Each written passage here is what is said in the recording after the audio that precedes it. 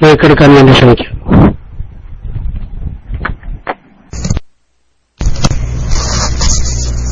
Hello, അസ്സലാമു അലൈക്കും വറഹ്മത്തുള്ളാഹി വബറകാതുഹു. സഹോദരന്മാരെ, സുഹൃത്തുക്കളെ, ഇങ്ങനെ ഒരു ചർച്ച സംഘടിപ്പിച്ച ഈ കേരള ഇസ്ലാമിക് ക്ലാസ് റൂമിന്റെ സാരഥികൾക്ക് ആദ്യമായി നന്ദി പറയുന്നു. ഇവിടെ ഇങ്ങനെ ഒരു ചർച്ച സംഘടിപ്പിക്കുന്നതിന് നമ്മളെ പ്രേരിപ്പിച്ചത് ഇപ്പോഴത്തെ സാഹചര്യം, ഇപ്പോഴത്തെ ഒരവസ്ഥ, ഈ സഖാവ് ടി പി ചന്ദ്രശേഖരന്റെ വധവുമായി ബന്ധപ്പെട്ട് ഉയർന്നു വന്ന പ്രശ്നങ്ങളാണല്ലോ.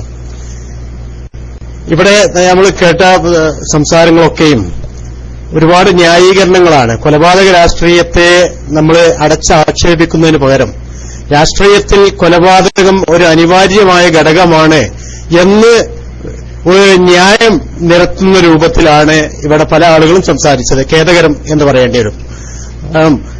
പലപ്പോഴും ഇവിടെ ആളുകൾ സംസാരിച്ച അധിക പേരും സംസാരിച്ചത് ഞങ്ങളുടെ അത്ര പ്രവർത്തകർ, ഞങ്ങളുടെ ഒരുപാട് പ്രവർത്തകർ നഷ്ടപ്പെട്ടു, ഞങ്ങളുടെ പ്രവർത്തകനെ കൊന്നു, അവിടെ കൊന്നു, ഇവിടെ വെട്ടി, ഇവിടെ വെടിവെച്ചു എന്നൊക്കെ സംസാരിക്കുന്നത് ഞങ്ങൾ കൊന്നതിന് ന്യായം പറയുകയാണ്.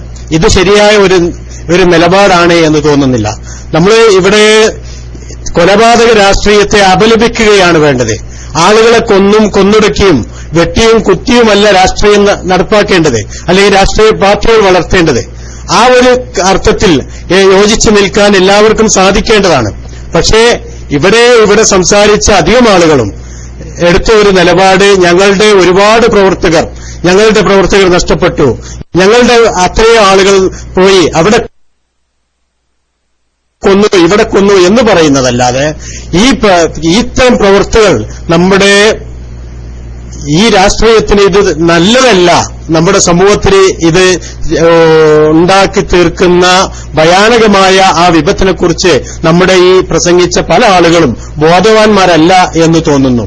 അവരവന്റെ രാഷ്ട്രീയ പാർട്ടി ചെയ്യുന്നതിനെ ന്യായീകരിക്കാൻ പല ആളുകൾക്കും പല കാരണങ്ങളുണ്ടാകാം, പല ന്യായങ്ങളുണ്ടാകാം. പക്ഷേ ഇവിടെ മനുഷ്യനെ അതിദാരുണമായി കുത്തിക്കൊലപ്പെടുത്തുമ്പോൾ അതിനെതിരെ ഒരു ജനകീയ മുന്നേറ്റം, ഒരു ജനകീയ മനസ്സ് ഉയർത്തിക്കൊണ്ടുവരുന്നതിന് ശ്രമിക്കുകയാണ് നമ്മൾ വേണ്ടത്. അപ്പോ ഇവിടെ പല ആളുകളും ചൂണ്ടിക്കാണിച്ചു, ഇവിടെ ടെക്സ്റ്റിലൂടെയും പ്രസംഗത്തിലൂടെയും ആളുകൾ ചൂണ്ടിക്കാണിച്ചു, മതരംഗത്തും ഇതുപോലെയുള്ള മൂല്യ ചുടികളില്ലേ, അക്രമങ്ങൾ നടക്കാറില്ലേ, ശരിയാണ്, അതൊക്കെ നമ്മൾ എതിർക്കേണ്ടതുണ്ട്. മതത്തിന്റെ പേരിലായാലും രാഷ്ട്രീയത്തിന്റെ പേരിലായാലും അതൊക്കെ എതിർക്കപ്പെടേണ്ടതുണ്ട്. പിന്നെ ഓരോ സമയത്തും അതത് സമയത്ത് ഇതിന്റെ തൊട്ടു മുമ്പ് ഷുക്കൂർ വധക്കേസ് നടന്നു. ഷുക്കൂറിനെ കൊന്നു, ഫസലിനെ കൊന്നു. പക്ഷെ അപ്പോഴൊന്നും ഉണ്ടാവാത്ത ഒരു ജനരോഷം, ഒരു ജനാഭിപ്രായം ഈ പ്രശ്നത്തിൽ, ടി പി ചന്ദ്രശേഖരൻ പ്രശ്നത്തിലുണ്ടാവുമ്പോൾ സമൂഹം ഒന്നായി ഇത്തരം കൊലപാതക രാഷ്ട്രീയത്തിനെതിരെ അണിചേർന്ന ഒരു സമയത്ത് നമ്മൾ ഈ രാജ്യത്ത് ഈ ജനങ്ങളുടെ വികാരത്തിനൊപ്പം നിൽക്കുക എന്നതായിരിക്കും ഈ ചർച്ച സംഘടിപ്പിച്ച ആളുകൾ ഉദ്ദേശിച്ചിട്ടുണ്ടാകുക.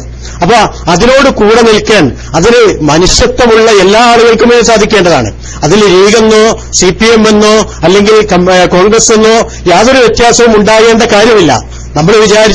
ഞങ്ങളൊക്കെ വിചാരിച്ചത് ഇങ്ങനെ ആളുകൾക്ക് ഇക്കാര്യത്തിൽ യാതൊരു അഭിപ്രായ വ്യത്യാസവും ഉണ്ടാവില്ല എന്നാണ്.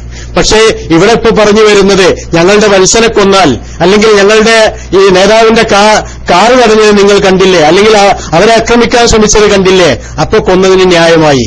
ഇതൊരു ന്യായം പറയാമെന്നല്ലാതെ ജനങ്ങൾക്ക് മുമ്പിൽ സത്യസന്ധമായ ഒരു അഭിപ്രായ പ്രകടനമാണ് എന്ന് ഈ അവതരിപ്പിച്ച ആളുകൾക്ക് പോലും തോന്നുന്നുണ്ടാവില്ല.